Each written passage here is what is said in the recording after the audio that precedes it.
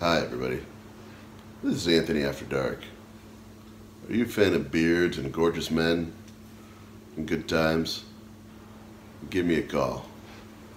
1-888 Sexy Beard. What are you doing? Ah! Hi, everybody. It's Melanie. And we're here with 4 on 5th Cigars. We're going to talk about the top 25 cigars from 2017 that was in order, or the top order, by Cigar Aficionado. We talked about it in our previous episode, but I was trying to clear up some confusion, and Anthony was making it a little bit more confusing. I don't think so. I was being pretty clear. Yeah, Some but you need guys to are talk. jackasses, and Okay, you need to talk a little bit more clear. So, basically, in our previous episode, Anthony and I were kind of alluding to what? that the Cigar Aficionado top 25 list, albeit interesting and sometimes useful, has sometimes what a lot of insiders would consider questionable choices in their top 25. Now, obviously, everybody's palates are different, but I think it's safe to say that sometimes there's head scratchers on that list. I think like the best example of this was a few years ago. I'm trying to remember if it was 2013, 2012. But there was like number 9 on the list was the Altadis Warlock, which is like the worst cigar, one of the worst cigars that ever existed. Like universally, like for a couple years even after that fact, if you brought up an example of why some people would consider the CA list to have advertising dollars influence it, they would point to the Warlock. There's nobody that universally thought, oh my gosh, that Warlock was a great cigar.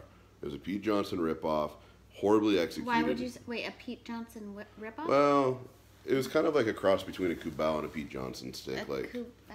Yeah, it had kind of like an Eddie Ortega vibe to it, like a Cubao branding, but it also kind of had a Pete Johnson look to it. So, and it was geared towards being a boutique-y cigar like that, but just everything about it was couldn't make it happen. Horribly executed. And so, you know, every year on the list there are head scratchers. Yeah. You know, and like it's interesting too because like you notice Tatuaje, that you brought it up, it's popular, right? But it never gets past a certain level on the list. Yeah. But my father and all them do. Yeah, there definitely seems to be a certain, you know, stable of a handful of companies that make it into like the top 5 spots. And usually, like, always there's a Cuban, number 3, Cuban. Yeah, this year the Boulevard was number 4. Yeah, so right up in the top 5. Yeah, it's always like that top one. Up there. Yeah.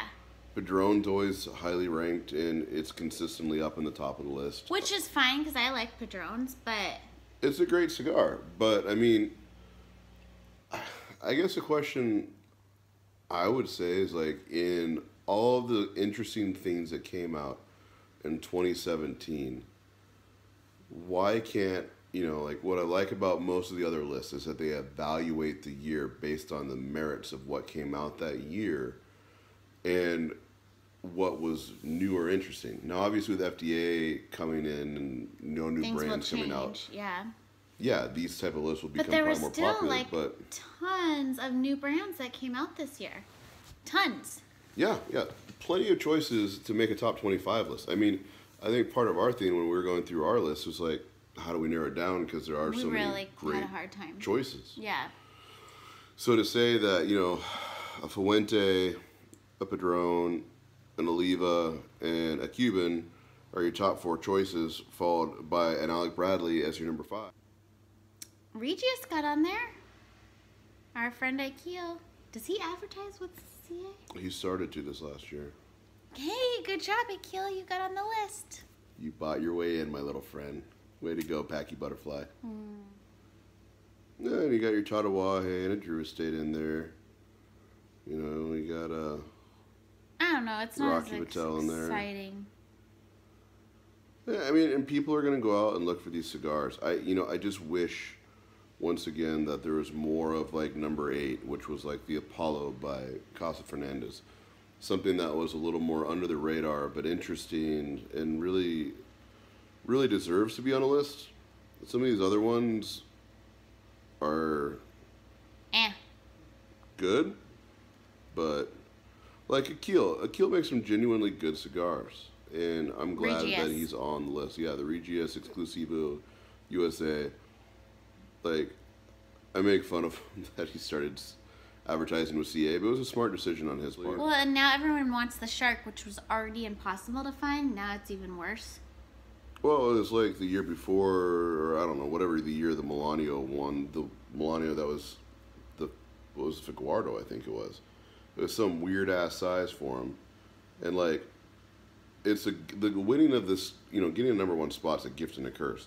There's a gift on the hand because it gives you a lot of notoriety on the one thing, but people are so locked in that they go for the shape, so they don't look at Melanio and go, oh well, Melanio got in, so I'm going to try a Robusto or Toro or whatever their normal preference size is. They're like, no, it's got to be the Figuardo because that got the number 1.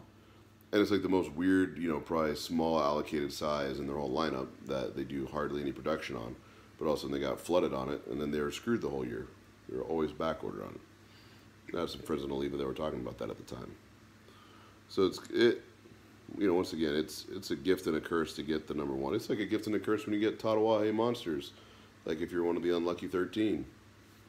Cool that you got it, but you're going to have your phone blown up for the next couple days as all that works itself out. So that's kind of our thoughts on the list. Share in the comments below on what you think about. Why do you have to make these typing signals? Because people learn to appreciate my signature moves. Such a weirdo. So tell. So guys, if you like the video, give us 2 thumbs up or a middle finger.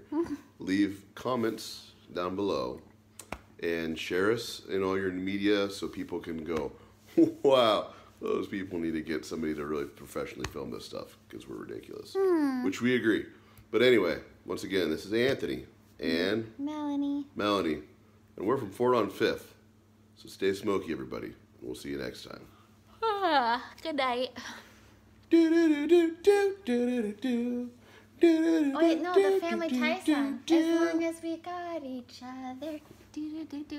Wait. I'm doing the Fort on 5th song. Huh? I think I have a... I have it in my head. Oh my gosh. I put somebody's business card in my bra and it fell in my shirt. It's funny. I'm tired. Night night, everybody. I'm sure they can hear me. I like the last video where I was like in the very background, like eating like a piece of pie or something, and you're like going on about how you dropped a cigar in the toilet, and I was like... And I peed on it? Yeah. Why do you want me to sit closer when you're literally moving your arm in front of my face every 2 seconds to adjust your hair? I hate how fat my arms have gotten. Ugh, I need to go on a diet. You're not fat. Ugh, don't talk about how not fat I am to make me feel like I'm fat. I feel so fat right now after the holidays and after my birthday and just not... Your birthday was in September. I know! It's a long time to feel fat. I've been feeling really